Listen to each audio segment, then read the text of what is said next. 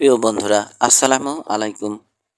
আমি এখন পড়তে যাচ্ছি আমিরুল ইসলামের নীতিকথার গল্প থেকে আরও একটি গল্প। গল্পের নাম সত্যবাদী রাজা রেগুলাস। ভূমধ্যসাগরের এক পারে রোম, অপর পারে কার্থেজ। আর কার্থেজের কোনো অস্তিত্ব আজ কার্থেজের কোনো অস্তিত্ব নেই। কিন্তু একসময় কার্থেজ ছিল বিশাল সমৃদ্ধশালী নগরী।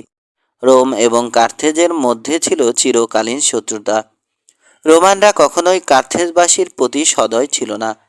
কার্থেজবাসীরাও রোমানদের প্রতি বিদ্বেষপূর্ণ মনোভাব পোষণ করত। শেষ পর্যন্ত এই দুই দেশের মধ্যে দীর্ঘকালীন যুদ্ধ শুরু হলো। কে সেরা, কে সবচেয়ে শক্তিশালী, দীর্ঘদিন ধরে সেই পরীক্ষা চলছে। প্রথম দিকে রোমানরা যুদ্ধে পরাজিত করল কার্থেজকে। তার কিছুদিন পরে কার্থেজ যুদ্ধে জয়লাভ করলো আবার। রোমানরা পরাজিত হলো। আর এই দীর্ঘকালীন যুদ্ধ চলতেই থাকলো। রেগুলাস নামে রোমানদের এক দুঃসাহসী সেনাপতি ছিলেন। কথা এবং কাজের অপূর্ব সমন্বয় ছিল তার। তিনি যা প্রতিশ্রুতি দিতেন সেটাই রক্ষা করতেন। সেই যুদ্ধে একবার রোমানরা পরাজিত হলো। বন্দী হলো সেনাপতি রেগুলাস। তাকে নিয়ে যাওয়া হলো কার্থেজে। একক, নিঃসঙ্গ ও অসহায়ভাবে তিনি বন্দী হলেন। বন্দী অবস্থায় রেগুলাসের বারবার মনে পড়তে লাগলো স্বদেশের কথা। সে তার স্ত্রী, সন্তান ও পরিবারের সদস্যদের খুবই ভালোবাসত। বহু দূর সমুদ্রের পারে তাদের কথা খুব মনে পড়তে লাগলো সেনা অধ্যক্ষ রেগুলাসের। বন্দী অবস্থায় হয়তো খুব সামান্য সম্ভাবনা আছে স্ত্রী সন্তানদের সঙ্গে আবার দেখা হওয়ার। নিজ গৃহের প্রতি অসম্ভব টান অনুভব করলেও রেগুলাস জানেন তার প্রথম কর্তব্য দেশমাতৃকার প্রতি। তাই নিষ্ঠুর যুদ্ধ যখন শুরু হয়, রেগুলাস তখন সব মায়া মমতা ত্যাগ করে যুদ্ধে অংশগ্রহণ করেন গভীর অভিনিবেশ সহকারে। রেগুলাসের নেতৃত্বে রোমান সেনাদল কার্থেজ নগরীর উপকণ্ঠে এক ভয়াবহ যুদ্ধে শোচনীয়ভাবে পরাজিত হন এবং বন্দী হিসাবে তিনি ধৃত হন। যদিও রেগুলাস জানেন অন্যান্য যুদ্ধক্ষেত্রে রোমানরা সসৈন্য তীব্র গতিতে এগিয়ে চলেছে। কার্থেজবাসীরা আতঙ্কিত, কারণ যে কোনো সময় রোমানদের আক্রমণে পতন হতে পারে তাদের। তারা পার্শ্ববর্তী রাজ্য থেকে সৈন্য সংগ্রহ করে যুদ্ধ চালিয়ে যাচ্ছে। এত কিছুর পরও সমর কৌশলের গতিরেখা দেখে অনুমান করা যাচ্ছে যে রোমানদের আক্রমণের বিরুদ্ধে কার্থেজ নগরী খুব বেশি দিন যুদ্ধ চালিয়ে যেতে পারবে না। পরাজয় তাদের আসন্ন। একদিন কার্থেজের শাসকবৃন্দ বন্দী রেগুলাসকে কিছু প্রস্তাব দিলেন। তারা বললেন, আমরা শান্তি প্রত্যাশী, আর যুদ্ধ নয়। আরও বললেন, তোমার স্বদেশের শাসকেরা যদি জানতো যুদ্ধ কত ভয়াবহ, যুদ্ধে কত ক্ষতি হচ্ছে, তাহলে নিশ্চিত যে শান্তি প্রস্তাবের দ্বারা সম্মত হবেন। আমরা তোমাকে মুক্ত করে দেব যদি আমাদের শান্তি প্রস্তাব নিয়ে স্বদেশে প্রত্যাবর্তন করো। কি সেই প্রস্তাব? আরও বিস্তৃতভাবে জানতে চাইলেন রেগুলাস। প্রথম কথা, যুদ্ধে পরাজয়ের বৃত্তান্ত তুমি পূর্ণাঙ্গভাবে পেশ করবে তোমার শাসকদের কাছে। তাদের কাছে স্পষ্টভাবে তুলে ধরবে এই যুদ্ধে রোমানদের কিছুই অর্জন করার নেই। দ্বিতীয়ত কথা, আমাদেরকে প্রতিশ্রুতি দিতে হবে যদি শান্তি প্রস্তাবে রোমান শাসকেরা সম্মত না হয়, তাহলে বন্দী হিসাবে আবার তুমি ফিরে আসবে কার্থেজে।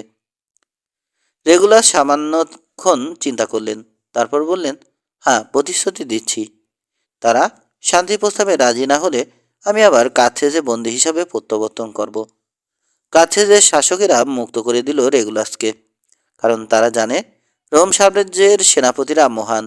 তারা কখনো প্রতিশ্রুতি ভঙ্গ করে না। সেনাপতি রেগুলাস যখন নিজ সাম্রাজ্যে প্রবেশ করলেন, তখন চারদিকে তার জন্য উষ্ণ অভ্যর্থনার আয়োজন হয়েছে।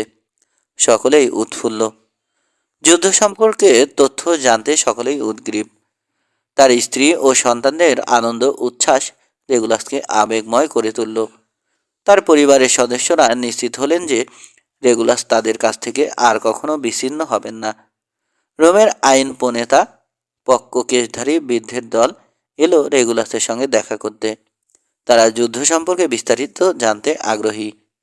রেগুলাস বললেন, কার্থেজের শান্তি প্রস্তাব নিয়ে আমার আগমন।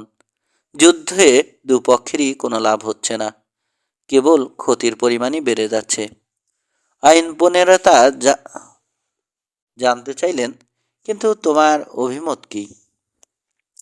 রেগুলাস তখন বললেন, শান্তি প্রস্তাবে আমাদের সম্মত হওয়া উচিত হবে না। হয়তো একটি যুদ্ধক্ষেত্রে আমরা পরাজয় বরণ করেছি, কিন্তু প্রতিদিন আমাদের সেনাবাহিনী অগ্রবর্তী হচ্ছে, তারা সাফল্য লাভ করছে। সে কারণে কার্থেজবাসী এখন ভীত, আতঙ্কিত। আর কিছুদিন যুদ্ধ চললে রোমানরা কার্থেজ দখল করে ফেলবে, এই ব্যাপারে আমি 100 ভাগ নিশ্চিত। এই সুবর্ণ সুযোগ আমাদের কিছুতেই হাতছাড়া করা উচিত হবে না। তাই আমি স্ত্রী সন্তান পরিজনদের কাছ থেকে বিদায় নিতে এসেছি। প্রিয় মাতৃভূমি রোমের কাছ থেকে আমি বিদায় নিতে এসেছি। বিদায় রোম, বিদায়। আগামীকাল আমি আবার কার্থেজে ফিরে যাব একজন বন্দী হিসাবে। ফিরে যাবার ব্যাপারে আমি তাদের কাছে প্রতিশ্রুতিবদ্ধ। তখন আইন প্রণেতারা তাকে বোঝানোর চেষ্টা করল, তুমি আমাদের মাঝে অবস্থান করো, বন্দির বিনিময়ে আমরা আরেকজনকে পাঠাবো। রেগুলাস জবাবে বললেন, একজন রোমান হিসাবে আমি কখনোই প্রতিশ্রুতি ভঙ্গ করতে পারি না। আমি অসুস্থ, রুগ্ন, খুব বেশি দিন আমার আয়ু নেই। আমি ফিরে যাব, কারণ প্রতিশ্রুতিবদ্ধ। তার স্ত্রী ও সন্তানেরা তখন ক্রন্দনরত।